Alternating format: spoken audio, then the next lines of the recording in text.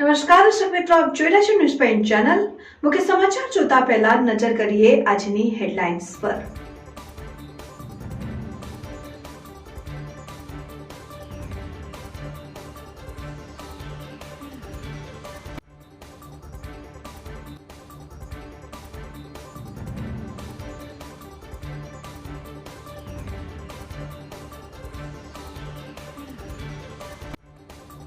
બનાસકાંઠા આવેલા ગુજરાત કોંગ્રેસ પ્રમુખ શક્તિસિંહ ગોહિલનું લોકસભા ચૂંટણીને લઈને મહત્વનું નિવેદન।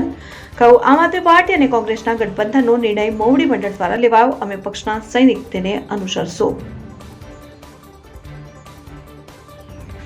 અમીરગઢના જેથી ગામે 13 પશુઓના મોત, પશુપાલન ઉપર આપ ફાટ્યા જેવી સ્થિતિ, સરકાર પાસે વળતરની માંગ।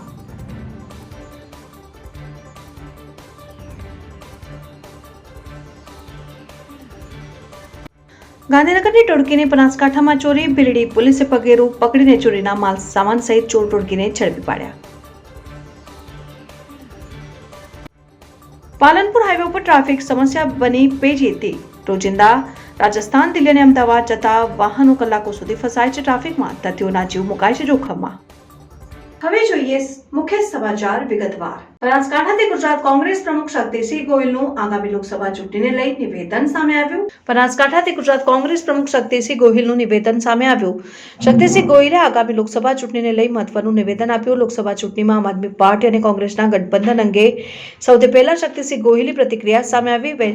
શક્તિસિંહ ગોહિલ દિયોતરના ડુંચકવાડા ગામે સામાજિક લગ્ન સમારંભ હાજરી આપવા માટે પહોંચ્યા। તે દરમિયાન દિયોદર સર્કિટ હાઉસ ખાતે કોંગ્રેસના કાર્યકરો સાથે શુભેચ્છા મુલાકાત કરી હતી અને તેમણે કહ્યું કે 2024ની લોકસભા ચૂંટણીમાં કોંગ્રેસ અને આમ આદમી પાર્ટીનું ઇન્ડિયા ગઠબંધન રહેશે। આવનારી ગુજરાતમાં લોકસભાની ચૂંટણી માટે ટિકિટો ફાળવણીનો નિર્ણય કેન્દ્રીય કક્ષાએ લેવાયો છે અને લોકસભાની 24 સીટ કોંગ્રેસ પક્ષ અને આમ આદમી પાર્ટી 2 સીટ ઉપર ચૂંટણી લડશે અને આ નિર્ણય મોવડી મંડળ દ્વારા લેવાયો છે, જેમાં અમો સૌ પક્ષના સૈનિક તરીકે વિવાદ વગર આ નિર્ણયને અનુસરશે।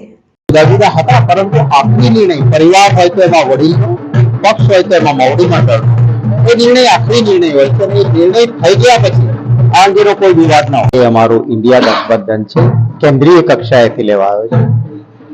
વ્યક્તિગત અભિપ્રાય, સ્થાનિક અભિપ્રાયો આ બધું જ જોયા પછી મોવડી મંડળ છે એ આખરી નિર્ણય કરે ત્યારે પક્ષના એક સૈનિક તરીકે કોઈ પણ વિવાદ વગર તમામ કાર્યકર્તાઓ હાઈકમાન્ડનો નિર્ણય છે એને અનુસરીને આગળ। ડીસા ઉત્તર પોલીસે લોકોની ફરિયાદને પગલે ગાયત્રી સર્કલ પાસે રાત્રે કડક વાહન ચેકિંગ હાથ ધર્યું હતું અને શંકાસ્પદ લોકોની સઘન પૂછપરછ કરી હતી।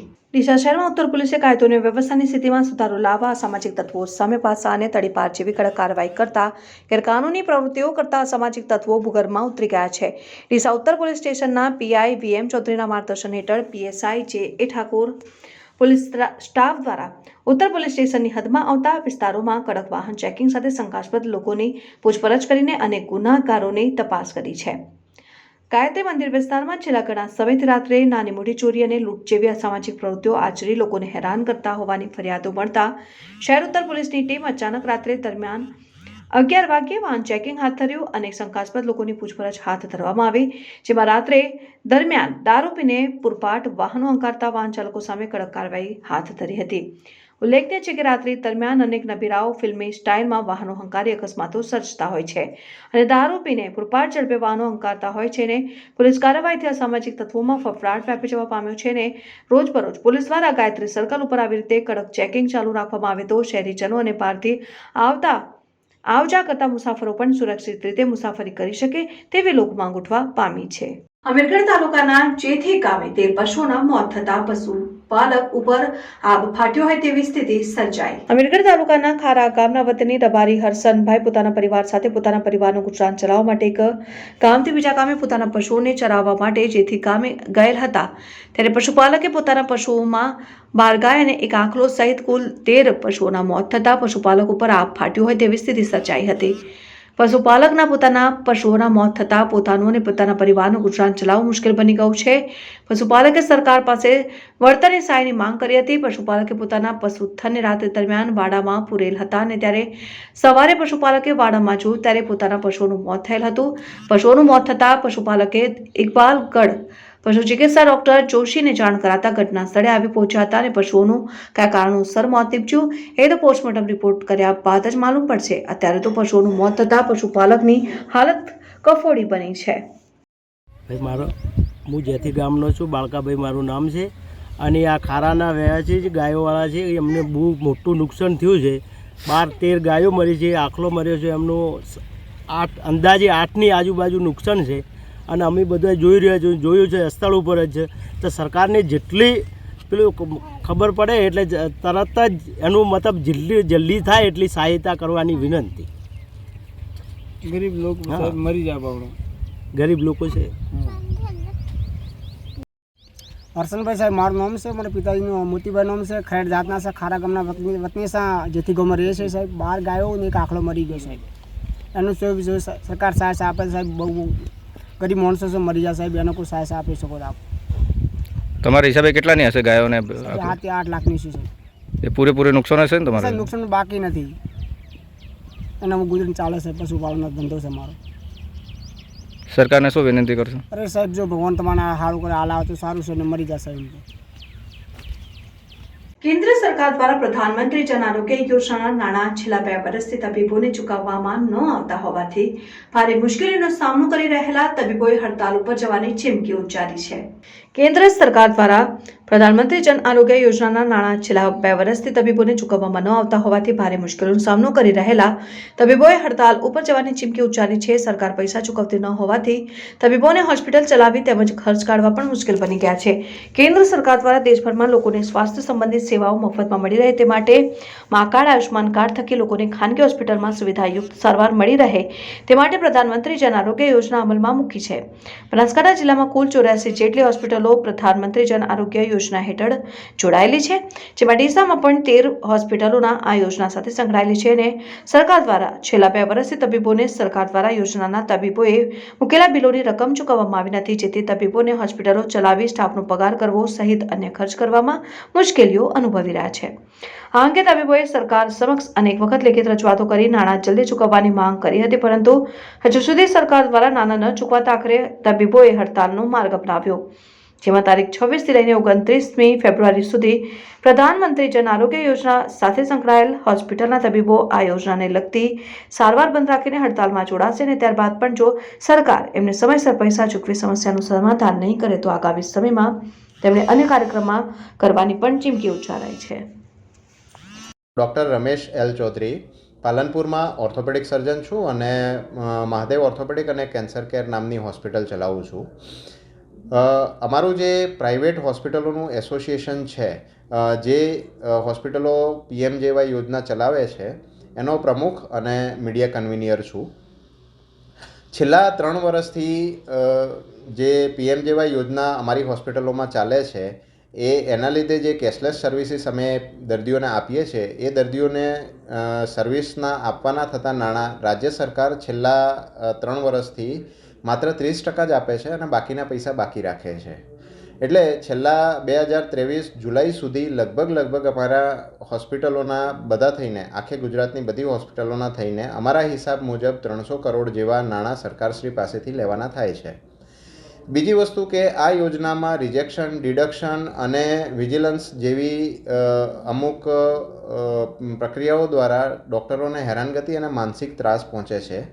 અને આ જે આખું યોજનાનું વાતાવરણ છે એ અમને મતલબ કે કામ કરવામાં ખૂબ જ ત્રાસદાયક થાય છે અને આ રીતે અમે કામ કરી શકીએ એમ નથી, જેના લીધે અમે પ્રતિકાત્મક કામ વિડ્રો કરીએ છીએ.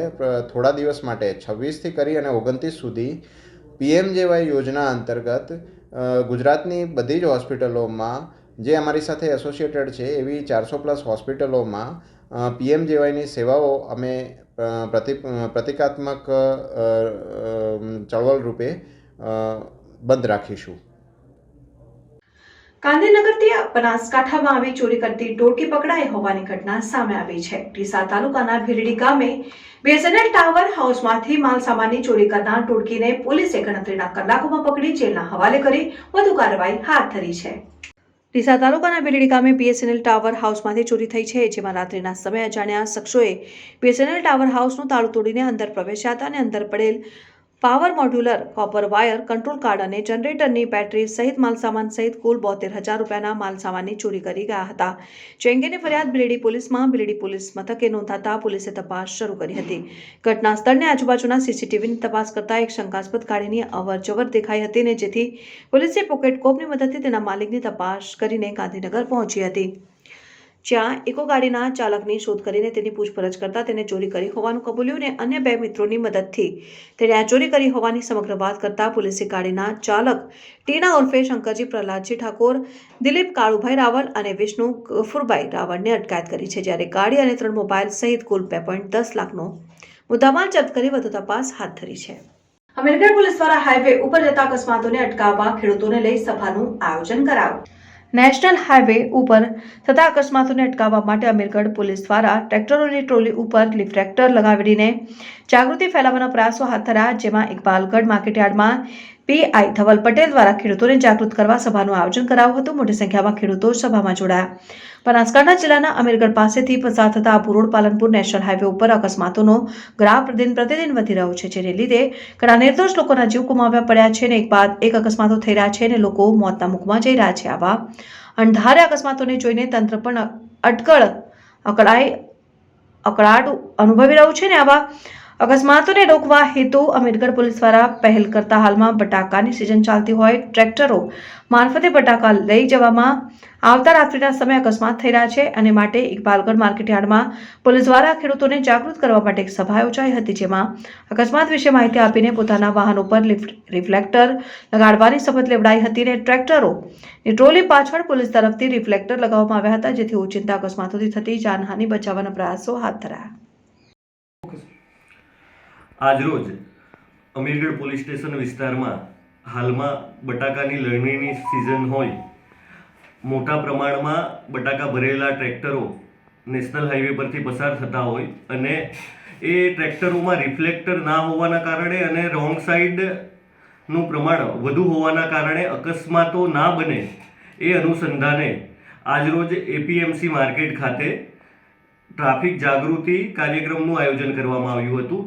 જેની અંદર તમામ ખેડૂતો અને વેપારીશ્રીઓને ટ્રાફિક નિયમો અંગે માહિતગાર કરવામાં આવ્યા અને જે ટ્રેક્ટરો અહીંયા હાલમાં હાજર હતા એમાં રિફ્લેક્ટર લગાવી અને કોઈ રાત્રિ દરમિયાન અકસ્માત ના બને એ માટે તમામને માહિતગાર કરવામાં આવ્યા છે અને તમામ પાસેથી પ્રતિજ્ઞા લેવામાં આવી છે કે તમામ ટ્રાફિક નિયમોનું પાલન કરશે અને તંત્રને સપોર્ટ કરશે એવી તમામે પ્રતિજ્ઞા લીધી છે.